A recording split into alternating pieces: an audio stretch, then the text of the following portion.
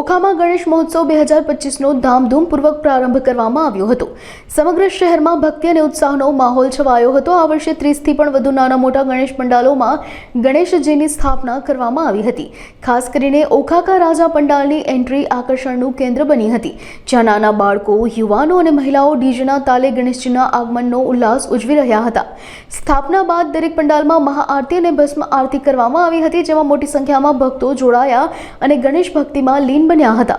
તેમજ ઓખાકા રાજાની આરતીના મુખ્ય યજમાન તરીકે જટણિયા પરિવાર રહ્યા હતા।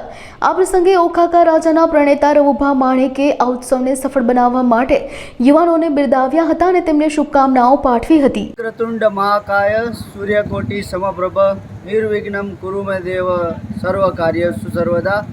દરેક કાર્યના શુભ માટે ગણપતિજી હંમેશા આગળ। ભારત આપણો વિવિધતાઓથી ભરેલો દેશ, દરેક ધાર્મિક તહેવારોને અતિ ઉત્સાહથી ઉજવવામાં આવે છે। તેવા એક અત્રે આ ગણપતિ મહોત્સવ ઓખાકા રાજા અમારે ઓખા ગામમાં નવી બજાર વિસ્તારમાં 2015થી આ ગણપતિ બાપાની સેવા અને ગણપતિ મહોત્સવને ખૂબ જ હર્ષોલ્લાસથી અને ધાર્મિકતા અને ખૂબ જ ભાવ સાથે ઉજવવામાં આવે છે।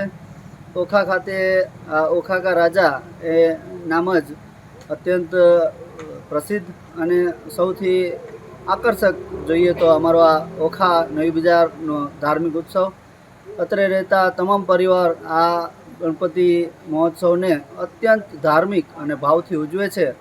છેલ્લા 11 વર્ષથી 2015થી શરૂ થઈ ને આજે 11મા વર્ષમાં મંગળ પ્રવેશ ઓખાકા રાજા ગણપતિ મહોત્સવ અતિ ભાવભેર ઉજવણી આજથી શરૂઆત થઈ રહી છે। ત્યારે ચાલો એક સાથે બોલીએ, ગજાનંદ ગણપતિ મહારાજ કી જય।